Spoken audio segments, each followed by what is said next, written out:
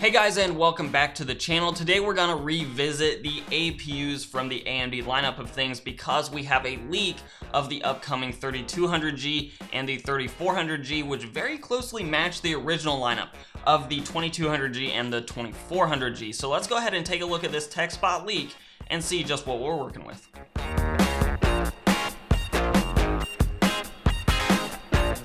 So I did mention it in the intro, but TechSpot is the source for this leak, at least the source write-up for it. So I will link that article in the description down below. Go ahead and give it a read through. It's got some good information. Now, I do want to hit on some of the highlights here of the leak, which rumor is here that the 3200G and the 3400G are going to launch the same day that Lisa Su, the AMD CEO, is going to be giving a Computex keynote. That's going to be May 27th. So that could be a really exciting day if you're into computer technology or you're an AMD fan. Maybe you just hate Intel, whatever the case is.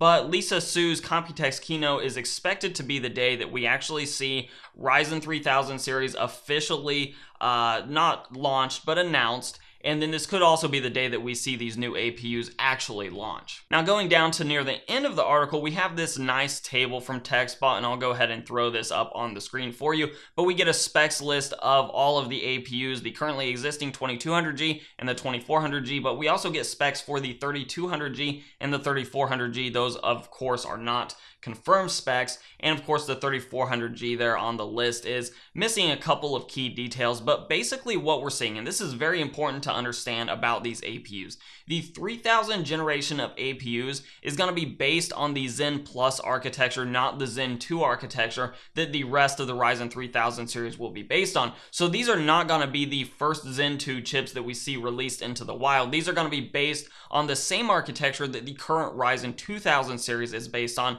And of course, the original APUs, these two APUs that I have over here in front of me, are based on the original Zen architecture. So the naming conventions are a little bit off on AMD's side, and I really wish they wouldn't have done that when they released these original APUs. They should have been with the 1000 series, and these new ones should be with the 2000 series, which is the key of why I'm not all that excited about these APUs. Now, pricing looks like it's probably going to be very, very similar to what the original launch prices of the 2000 generation APUs were, especially if the 3200G here comes out to be the exact same $99 that the 2200G was. We would probably expect the 3400G then to match the $170 launch price of the 2400G, and that right there is the main problem, because if we hop over here to Amazon and look at these prices, right now you can find a 2400G for $150. So if we completely throw out the fact that there are still 2000 series APUs available for $20 cheaper in the 2400G's case than its launch price,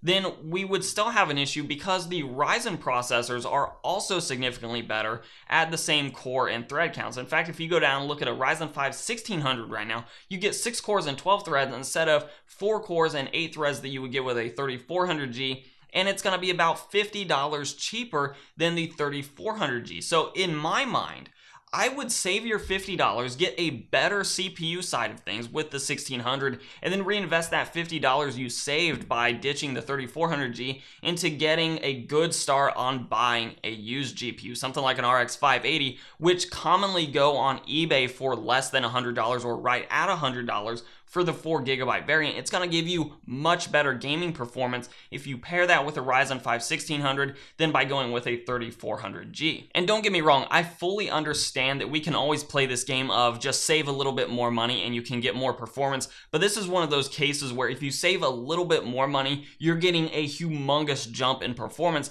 And I would actually even argue that the same could be said of the 3200G or the 2200G if you're looking at it that way, because if I go ahead and track down the Ryzen 1200 here, the Ryzen 1200 can be readily had on Amazon for $75, a full $20 cheaper than the 2200G, or $25 cheaper than you're going to be able to get the 3200G at launch. And again, you can take that money, roll it back into saving up for a GPU, maybe something like a 470, 570, which you can get a lot of times for about $90 or even $80 on eBay.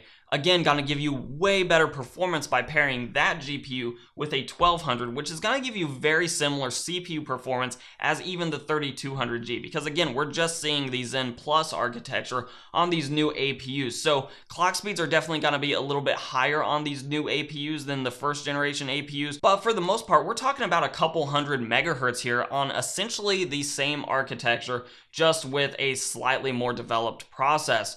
So we're not going to see any sort of huge jump on the CPU side of things, whereas with a GPU, a dedicated GPU, we would see a humongous jump in gaming performance. Now, this all just applies to the upcoming APUs. What I'm actually really excited about to see where AMD goes with the APU lineup is next year, when we would presumably see the first Zen 2 based APUs that will not only have Zen 2 architecture on the CPU side of things, but on the GPU side, those should be featuring Navi cores as well. So we might see a significant APU performance jump next year, especially with CCXs probably supporting more cores and threads. So we might see APUs that are actually like 8 cores and 16 threads with a GPU component. So those ones may be fantastic values when they launch, probably about a year from this launch. But right now, with the way the APU market is and the way that the current GPU market is, I can't really recommend holding out for these GPUs, or rather these APUs, because I'm not seeing any reason to avoid getting a dedicated graphics card, unless for whatever reason, whether it's your chassis is just too small, whether you absolutely can't find it in your budget to carve out a little bit more room for a GPU, whatever the case is, these APUs will get you up in gaming on esports titles, especially at 1080p. But don't expect to be running modern AAA titles at 1080p and really good settings on these APUs, because that's just not what they're built for. So if you can whatsoever, carve out the space, get yourself a dedicated GPU. There's no reason to wait on building to see what these APUs look like when they launch, because we're not going to be surprised by the details that we get. However, I do want to hear your thoughts on these new APUs. Are these something that you're interested in at all? I know when the original ones launched, the GPU market was a mess. That has largely cleared itself up now. So we're in completely different circumstances than we were back when the first generation, the 2000 series of APUs launched. So let me know what you think about these APUs in the comments down below. And of course, if you like this video, go ahead and give it a like, share, and subscribe. All those things are located down below. You can follow me on Instagram and on Twitter at Hoosier Hardware. I'll leave that sort of tag down here somewhere along the bottom of the screen. And of course, I'll let YouTube queue up a couple more videos from my channel for you to watch. I'm Shane with Hoosier Hardware, and I'll see you guys in the next video.